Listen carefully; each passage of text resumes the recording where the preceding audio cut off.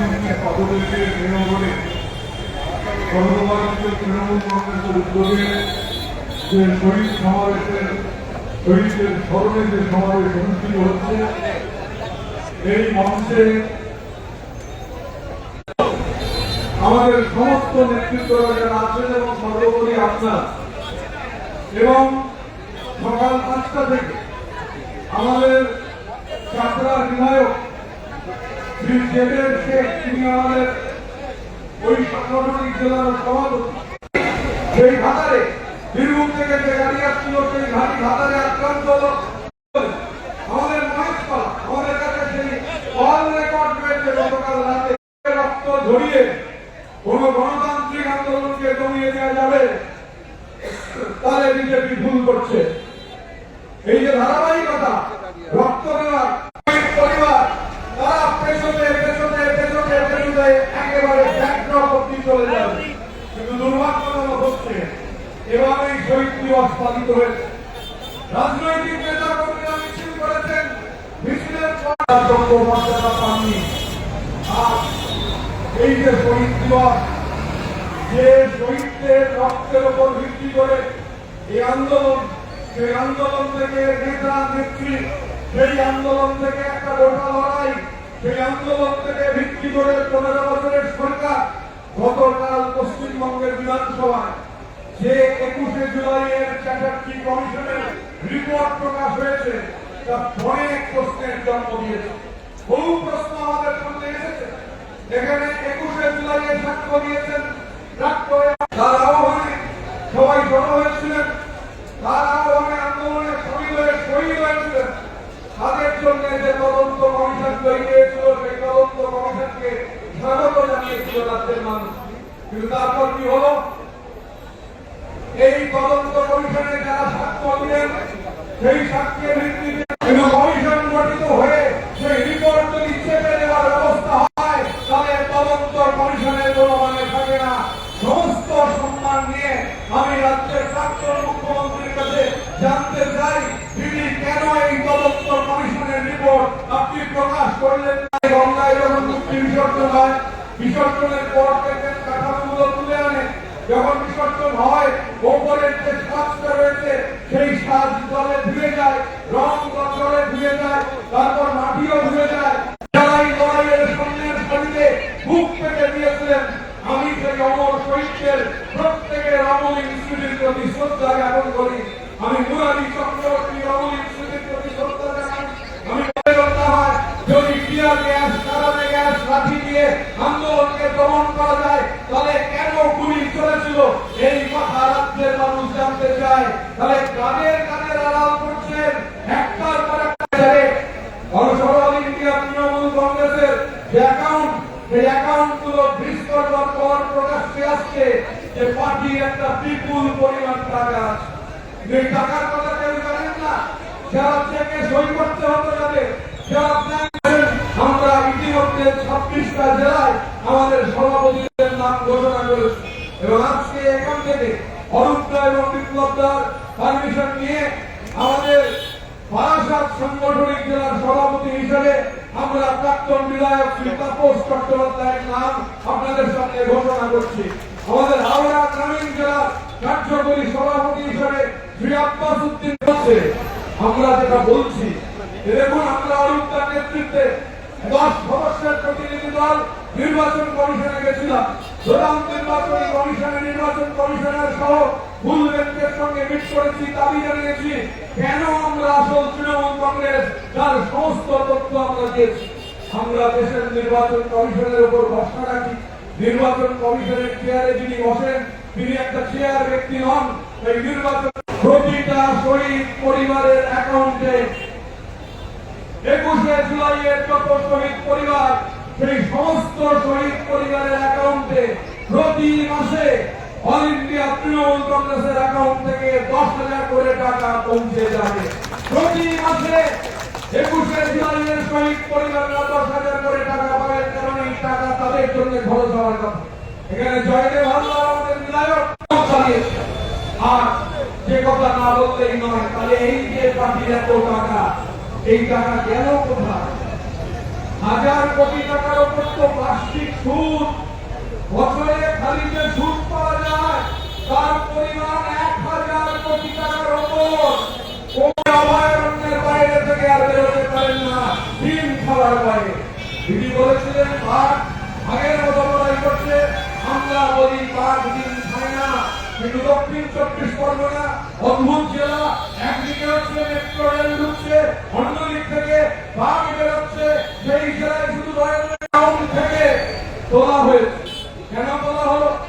ধরুন এখানে স্নেহাশিস চক্রবর্তী বসে আছে, স্নেহাশিস চক্রবর্তী ধরুন দুটো একটা প্লেন চার্টার ফ্লাইট চলবেন বলে আর একটা হেলিকপ্টার দিয়েছেন, আর টাকাটা ধরুন আমি দিয়েছি। এবার কিনেছি আমি, উনি কোম্পানির কাছে দিয়েছে, উনি কিনছেন, পেমেন্ট করেছি আমি, আমার অ্যাকাউন্ট থেকে কোম্পানিকে টাকা দিচ্ছি।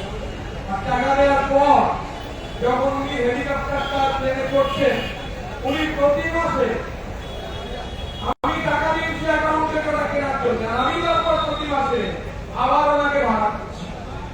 2023 সালের এপ্রিল থেকে 2026 সালের জুন পর্যন্ত আমাদের পার্টির অ্যাকাউন্ট থেকে কেআরএল এভিয়েশন এবং আরেকটি প্রতিষ্ঠানে 160 কোটি টাকা স্থানান্তর হয়।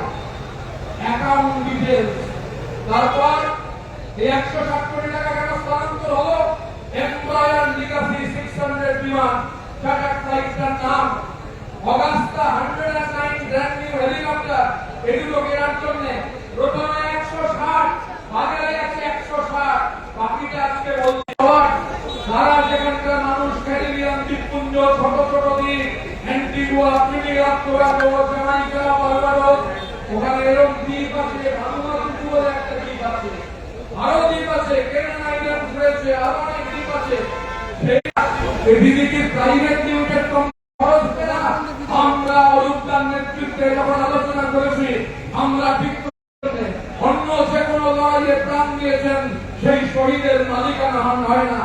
যদি মালিকানাই বলবেন তাহলে উত্তর দিতে হবে কমিশন 25 লক্ষ বলেছিল, আপনি কেন 2 লক্ষ টাকা দিয়ে প্রশ্নগুলো আনকমফোর্টেবল প্রশ্ন, অস্বস্তিকর প্রশ্ন, কিন্তু রাজনীতিতে এই প্রশ্ন আসবেই, আপনি প্রশ্ন এড়িয়ে যেতে পারবেন না। এই প্রশ্ন এড়িয়ে যাওয়ার কোন সুযোগ নেই।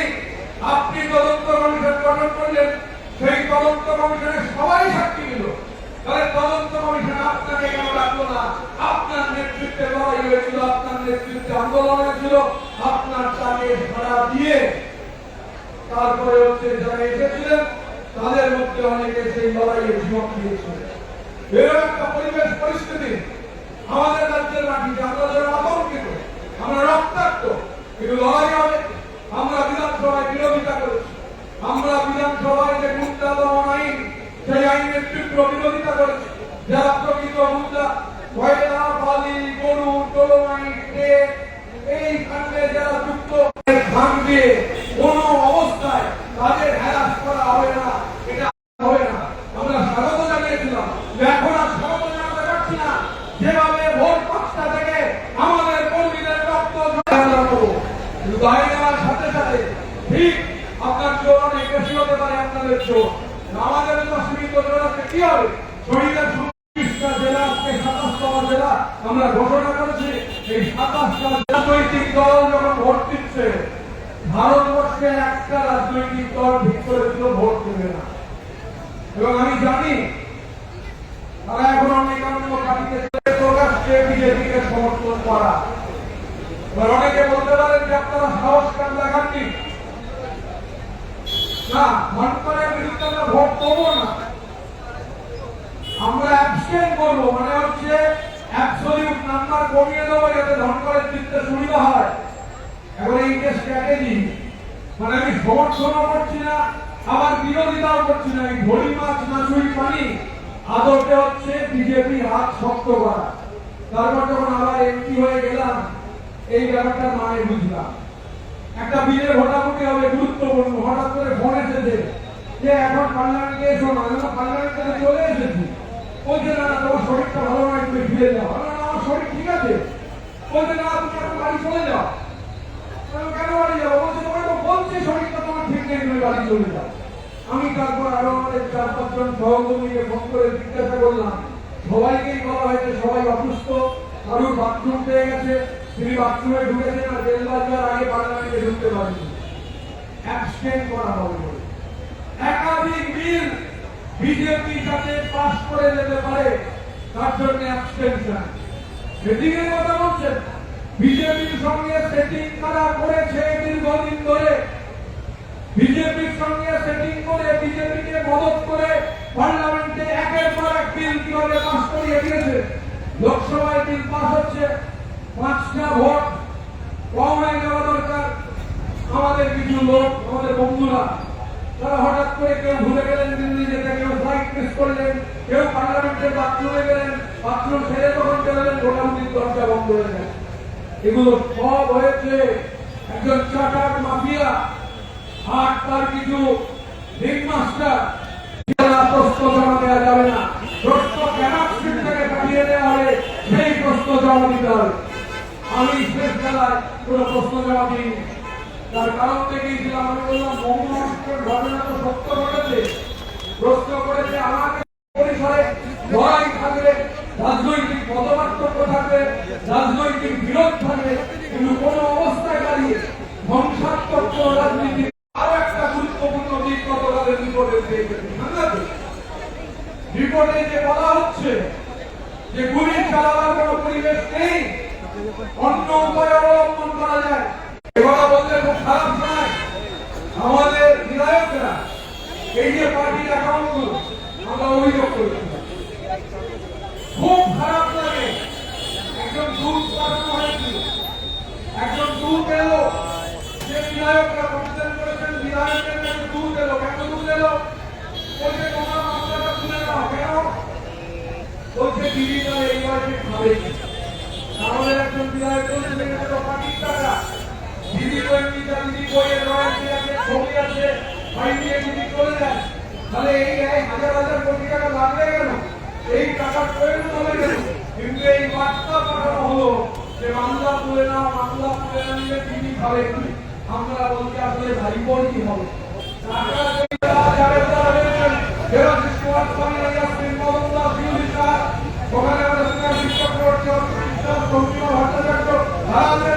আমাদের এই শহীদ দিবসের অঙ্গীকার পয়সা খরচ হবে কর্মীদের জন্য, কর্মীদের জন্য, কর্মীদের জন্য। আর প্রতি 3 মাসের পাবলিক জানিয়ে দেওয়া হবে যে কত টাকা খরচ হয়েছে। তাই দীর্ঘক্ষণ ধরে মিটিং চলছে। আমরা যে মানুষের কথা বলে ঠিক করতে চাই, এই লড়াই একটা চলমান লড়াই। এই লড়াই আমরা লড়বো, এই লড়াই আমরা জিতবো। এই লড়াইকে এগিয়ে নিয়ে যাওয়ার জন্য আমরা সর্বশক্তি প্রয়োগ করবো। এই লড়াইকে আমাদের এগিয়ে নিয়ে যেতে হবে। বাংলার মাটি, এই বাংলার মাটিতে আমরা করেছি জয়, আমরা জেনেছি বলের কোনো মৃত্যু হওয়ার নয়। তাই মায়ের সাধন, ভয় বাঁধন, সন্ধ্যা ভর মৃত্যু দুর্বিপা, ভয় যারা পায় তাদের ছায়া দুর্বিপা। এই শহীদরা আমাদের শিখিয়েছেন।